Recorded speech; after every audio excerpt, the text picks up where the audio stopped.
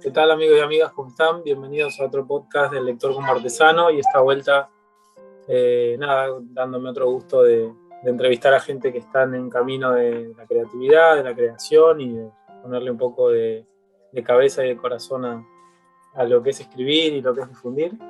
Y una novedad también para el podcast es que, bueno, es una revista que se llama Replay. Es una revista que desde octubre del año 2016 está en formato virtual o formato papel, dando vueltas por este mundo. Y vamos a charlar con Juan Ignacio Papaleo, que es la cabeza y un poco el gestor de todo este proyecto tan lindo.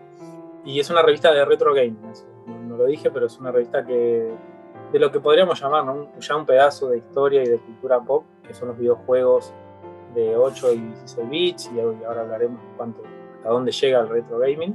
Pero bueno, charlando un poco con él, vamos a conocer ese mundo que para muchos quizás era más un recuerdo, ¿no?, que hoy se está volviendo algo ya tangible. ¿Cómo estás, Juan Ignacio? ¿Todo bien? Muy bien, Maxi, ¿qué tal? Gracias por la invitación. No, gracias Un a vos gusto. gracias a vos por sumarte en un día así de semana, y con todas las avatares de una grabación, ¿no? Como siempre, ¿no? La pregunta de medio de rigor es cómo surge, ¿no? De qué manera le dan forma a este proyecto. Y es una revista que está enteramente dedicada al retro gaming. Me sorprendió eso. Y un poco la pregunta era, ¿desde el principio se gestó ya como esto? ¿O venís del campo de las revistas? ¿Cómo nace la revista y cómo llega a nosotros? Bueno, en un principio, por lo menos la idea inicial era hacer una revista así, tomar en el 2016 ya la cuestión nostálgica que estaba entrando como en una ola fuerte de comercial, digamos. Yo tuve como un bache laboral, entonces empecé a mirar revistas. Yo me dedico mucho al diseño editorial, soy diseñador gráfico. Y me encontré con una revista inglesa que se llama Retro Gamer, que yo en su momento tuve consolas, Family Game, computadoras, Super Nintendo, pero después en la adolescencia como que abandoné y nunca había vuelto a jugar mucho. Y al encontrarme por mi profesión con esta revista, como que volví un poco, me pasó lo que le pasa a los lectores de Replay ahora, que es que empecé a ver pantallas, imágenes, juegos que no te acordabas, que los habías visto, y te venían como unas sensaciones muy copadas de querer revivir un poco todo eso. Entonces, en un principio me había contactado con la gente de Inglaterra, de Retro Gamer. Yo, al trabajar en la revista Rolling Stone acá en Argentina, como que conozco un poco la movida de las licencias, de lo que es tener una licencia, una revista de afuera, y también un poco cómo es una estructura de la publicación de una revista a nivel profesional, digamos, y te das cuenta que no es tan complejo, en el sentido de que no es que necesitas un equipo de 20.000 personas necesitas un editor, un jefe de fotografía, y obviamente cada cargo tiene su peso porque es fundamental, pero se me ocurrió empezar a pensar una publicación de ese estilo acá en Argentina. Primero que me contacté con la gente de Inglaterra, obviamente la mejor, pero en pounds era imposible, inviable acá, eh, teniendo en cuenta los precios de imprentas y lo que cuesta, la incertidumbre de la fluctuación de la moneda, de no saber cuándo te va a salir. Fue como media desechada esa idea. Y entonces empecé a buscar, empecé a diseñar como un número cero, como para ver una estructura y una pauta de ver cómo se podría completar la publicación, para ver qué necesitas, ¿no? Qué equipo necesitas. Con ese número cero diseñado, fui a algunos eventos, que yo en mi vida había ido a eventos de videojuegos acá en Argentina. Empecé a ir a eventos y empecé a hablar con gente para ver si conocían a alguien que le podría llegar a interesar participar de la publicación, hasta que me encontré con Carlos Maidana, que él tenía un local, sigue teniendo un local, Gran Zanzíbar, de venta de retro gaming, y él me contactó con otras personas que podían llegar a estar interesadas en el proyecto, y así yo, ya con el número 0 armado, la pauta del número 1 armada, más o menos, como para tener un contenido, eh, nos juntamos con estas personas y decidimos lanzarnos a un crowdfunding con la gente de Ideame para ver si llegábamos para juntar la plata, si había interés en las redes. Obviamente para saber si hay interés tenés que mostrar, o sea, tenés que prepararlo, básicamente. Hay que hacerlo casi igual para ver, chequear si después hay interés y se publica. Y bueno, empezamos toda la campaña y funcionó, por suerte arrancó bien y hay mucha gente del equipo del número 1 ese que sigue vigente hoy en la revista después de 5 años, así que demuestra que el interés era real de participar. Sí, en un comienzo la revista, según mi visión, iba a ser un poco más comercial en el sentido que iba a abarcar, mi idea era que yo notaba esta cuestión de la nostalgia, cómo vendía, cómo empezaba a vender. Entonces yo quería abrir un poco el juego a hacer capaz otros elementos nostálgicos. Había una sección que se llamaba bonus, que era con, no sé, relojes o revistas, tapas de revista de gráfico, como que trataba de mechar, aunque sea un poquito con alguna otra cosa, porque sentía que de ese lado podía llegar a venir una pata comercial para poder vivir o que la revista funcione y poder hacer que funcione para todos desde lo comercial también. Después la revista con el paso del tiempo fue mutando a ser una revista muy de nicho de retro gaming y toda esa parte como que quedó un poco en el camino. Eso sí, un cambio ahí de perfil de acuerdo a lo que fuimos viendo que pedía el público. Claro, vos veías como que en tu mente al principio era más bien una especie de abanico de cosas de los 90, 80 y se fue volviendo específicamente videojuegos, ¿no? Sí, no tanto en el sentido que siempre la excusa iban a ser los videojuegos, o sea, pero iba a tener algo, quizás iba a poder escaparse un poco de eso. Y hoy ya directamente somos una revista que se dedica a registrar y a contactar y a poder hablar sobre todo lo que pasó en el mundo de los videojuegos y software y hardware, el desarrollo de software y hardware nacional. Entonces, ya sí quedó ahora sí definitivamente de lado el tema no te voy a hablar del reloj Casio clásico, claro, o esto, o de las revistas, no sé, Paturcito o cosas así. Sí. Está perfecto. Y se nota mucho también algo que, o al menos que yo como lector veía, que es un equilibrio difícil, y eso te quería preguntar cuánto les lleva de tiempo, que las notas son de alguna manera ágiles, pero sin perder, creo, esto tan propio de nicho, ¿no? Creo que en todo nicho o en todo lugar donde hay muchos fanáticos hay mucha exigencia del detalle, hay mucha exigencia de la foto correcta, ¿no? De no equivocarle la nota al pie, que no esté pifiada. ¿Le llevó mucho trabajo o al menos dos preguntas, ¿no? ¿Le lleva mucho trabajo esa parte del armado? Y después, ¿el lector promedio cuál es? ¿Más llamémoslo el hardcore, el exigente, o hay un lector un poquito más casual que también comenta la revista? ¿Cómo lo ves vos?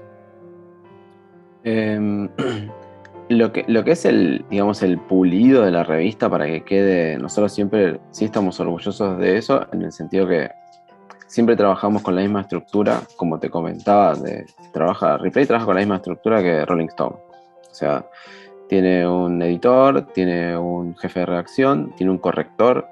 Estoy yo como diseñador y director, que como que tengo una mirada general de todo.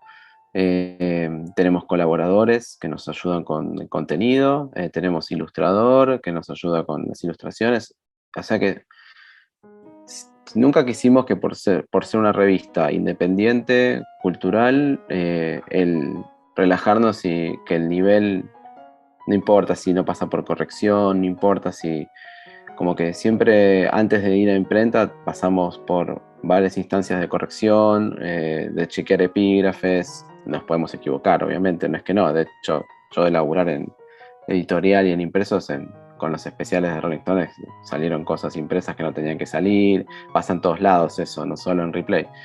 Pero pasa por muchas instancias, y lo que tiene es que, por ejemplo, para mí era fundamental tener un corrector, que ahí está Hernán Moreno, que es un genio, porque él regula todo lo que es los estilos, lo que hablabas vos, de cómo mantener un mismo idioma siempre, para que esté pareja la revista, para que en todos, cuando uno dice esté pareja desde lo... Obviamente que no haya ningún error gramatical, pero además que esté parejo en cómo el lenguaje que usás se vaya manteniendo a lo largo de toda la publicación, sea quien sea el que escribe.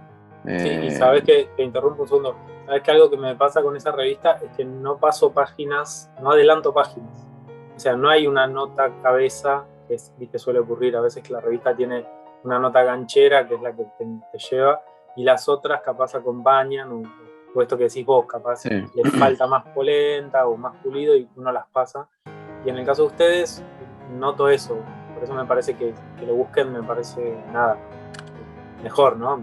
Encontrarlo Sí, ya. es difícil porque obviamente depende del contenido, pero por otro lado, una de las cosas que yo medio quería, que estoy orgulloso de Replay, es que demuestra que un diseñador puede dirigir una publicación, porque siempre somos el embudo de todo, o sea, nos llegan los contenidos, nos llegan las imágenes, pasamos por todas las correcciones y nosotros mandamos a imprenta la publicación.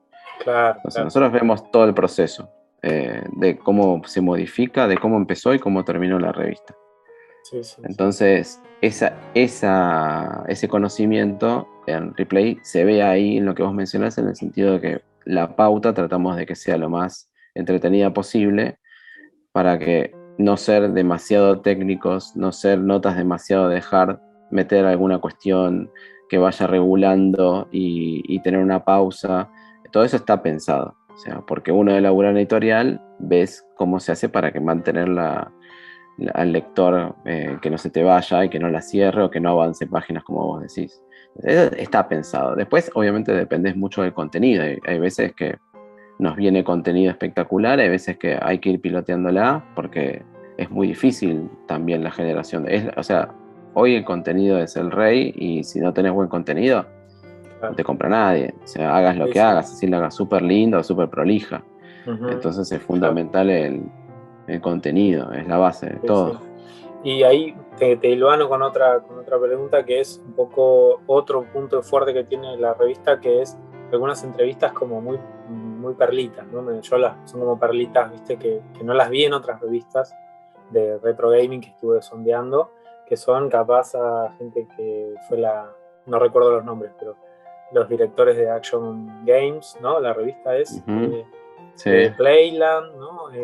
O de sí, Picoa, no recuerdo bien. Kurelek, ¿Cómo sí, que fue? falleció, pobre Kurelek. Claro, ¿me podrías contar más o menos cómo fue la búsqueda? ¿Costó mucho? ¿Cómo es Sí, el searching ese? algunos cuestan, sí, algunos cuestan, otros no cuestan tanto. El director de Action Games, por ejemplo, ahí me dio el gusto yo porque yo la leía de chico y lo contacté, lo busqué, lo contacté y le hice yo el reportaje. A veces me doy esos gustos de tratar de escribir yo algo. Y hay gente que es más fácil, hay gente que es más difícil. Juan Kurelek, el dueño, la cabeza de Playland, un genio, un tipo de 92 años, y súper activo, nos atendió, nos contó toda su historia. Después pudimos organizar para que le den un premio también en un evento a él, reconociéndole la trayectoria. Y el año pasado falleció. De hecho, en el aniversario este que sale ahora, sale una ilustración de él en pixel art, porque es como un alma acá del mundo de los videojuegos. Y nada, mucha gente fue a Playland toda su vida y él era el responsable de todo eso. La figurita difícil fue Ana María siempre, la señora que hacía las marquesinas ilustradas acá en Argentina, Ah, que estaba su nombre en las marquesinas con un teléfono y nunca lo habían podido lograr, pero porque ella estaba muy reacia también a contar esa parte de su vida porque estaba en otra cosa. Y logramos, gracias a gestión de Sergio, que es nuestro jefe de redacción, de tener una entrevista con ella. La pudimos contactar, contar su historia. Después también hicimos un evento en el bar El Destello donde ella fue y se juntó con sus fans, entre comillas, que le llevaron las marquesinas y las ah, qué firmaba. lindo. Y lamentablemente el año siguiente, si no me equivoco, falleció también.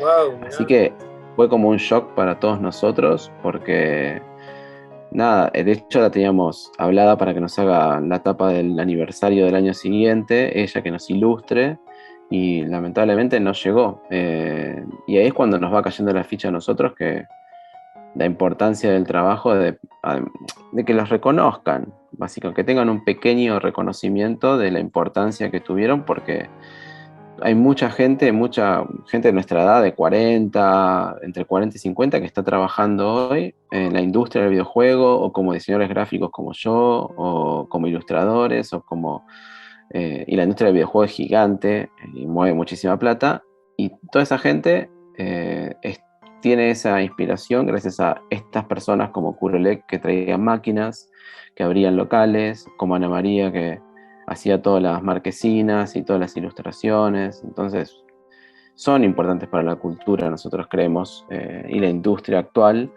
y hay que un pequeño reconocimiento por lo menos, y que quede registrado en algún lugar en papel con una buena edición. Lo decimos de la humildad más profunda de que tratamos de hacer el mejor laburo de periodismo posible, como para que quede registrado lo mejor posible sus historias. Sí, sí. Yo llevé a la Biblioteca Nacional toda la colección de Replay para que quede ahí, para que el día de mañana, si alguien quiere consultarlo, que esté disponible. No, no, Es como el objetivo fundamental. está genial, está genial. Con eso también justo te iba a preguntar, de alguna manera me parece que los videojuegos están teniendo como un poco históricamente ocurre, ¿no? Como, no sé, la radio, el cine al iniciarse, son como más bien objetos de consumo más que un objeto cultural que genere una reflexión. Y me parece que está pasando algo parecido con los videojuegos, ¿no? Más o menos en la década del 70 podríamos hablar de los videojuegos que empiezan a masificarse y que ahora estamos con un momento de consolidación. Entonces, la revista, ¿te parece, o al menos a mí te lo digo, me parece que está haciendo un gran trabajo de registrar eso? Mencionaste 2 casos de personas que literalmente fallecen y no hay más chance, ¿no? De conocer qué piensan, cómo lo viven. ¿Te sentís también parte de esa historia de los videojuegos que se está escribiendo? ¿Cómo lo viven ustedes desde la revista? ¿O capaz es un peso demasiado, ¿no? Como a veces la carga de sentir que estás en un rol que, bueno, es grande, ¿no? Yo creo que de acá a un par de años esto se va a multiplicar, la reflexión sobre los videojuegos. De hecho, yo hablaba con gente de Estados Unidos que hay universidades que tienen los Game Studies, que es, nada, sociólogos estudiando y nada, en Argentina estamos lejos de eso, pero ustedes en la revista, ¿cómo viven esa consolidación o ese traspaso de una historia reciente de los videojuegos? ¿En parte de eso, así como un rol protagónico? ¿Cómo lo vivís? Y nosotros, esto hablamos mucho entre Sergio Ezequiel, que es el editor, y yo, porque a veces no te voy a negar que medio que nos cansamos un poco de la heroica de andar remándola siempre, y que no reconozcan un poco cuando mencionan en algún lugar qué medios leen de videojuegos o qué publicaciones les parecen interesantes y no nos mencionen.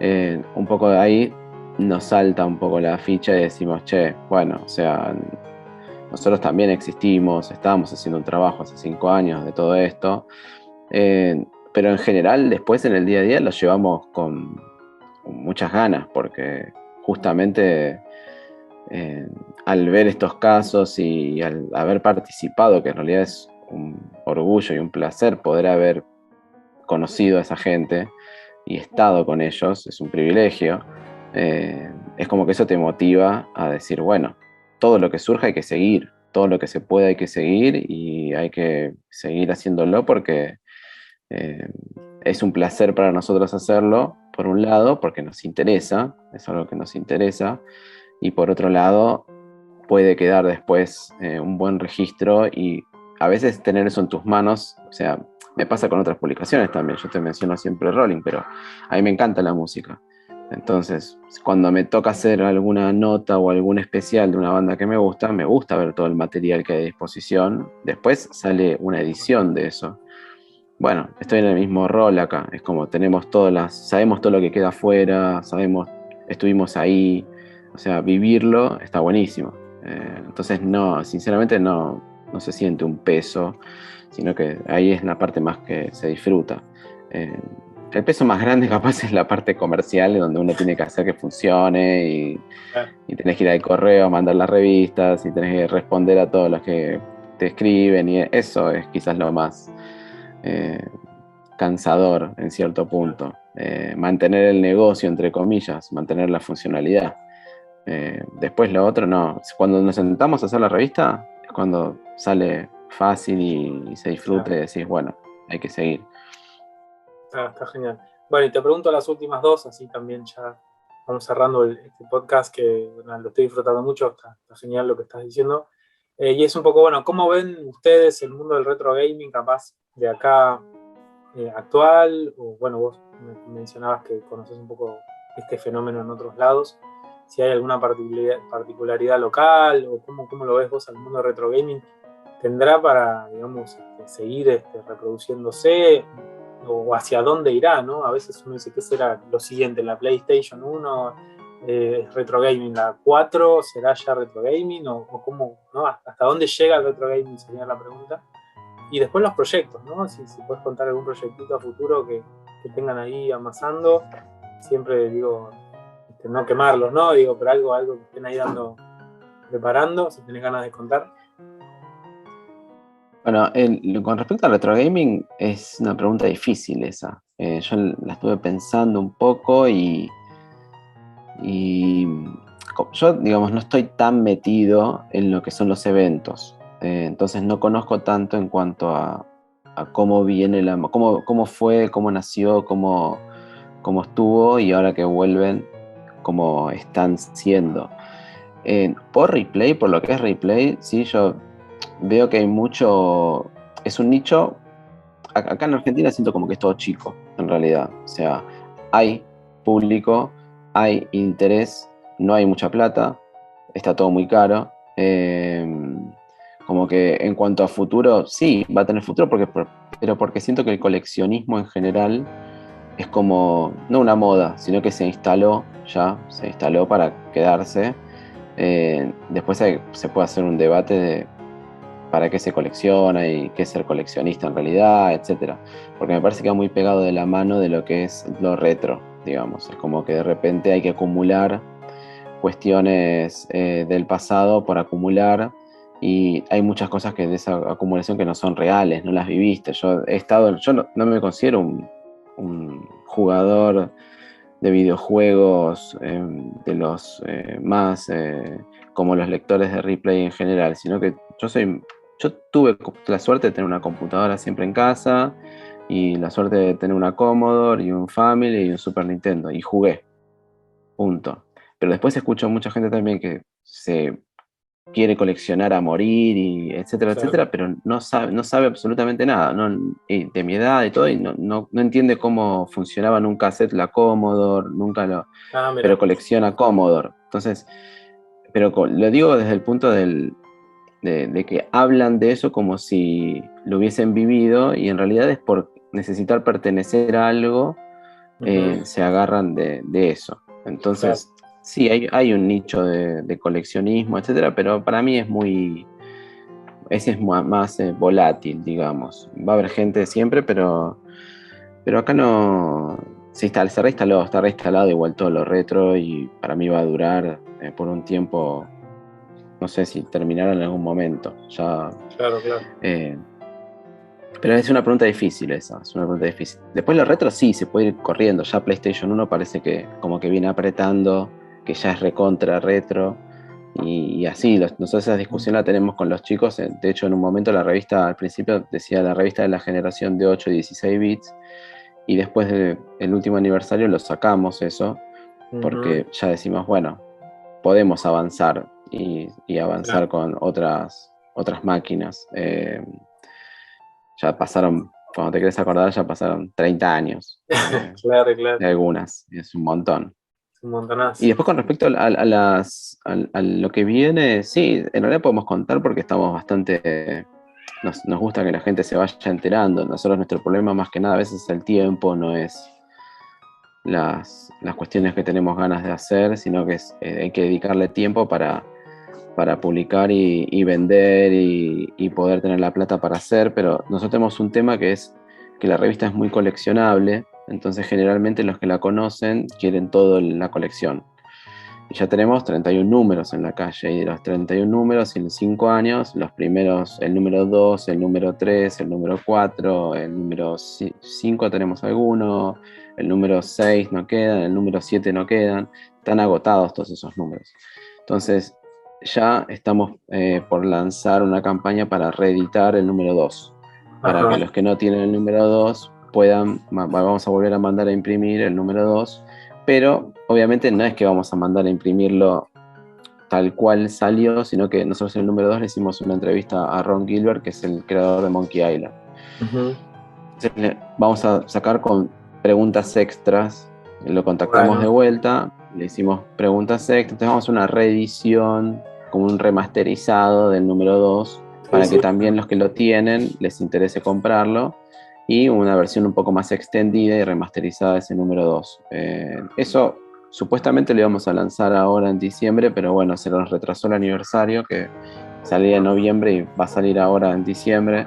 Entonces está un poquito pateadito, pero eso es lo que viene así de nuevo ya, además del número de enero que tenemos que armar en breve para salir ahora. Así que estamos con un poco esas movidas. Genial, genial.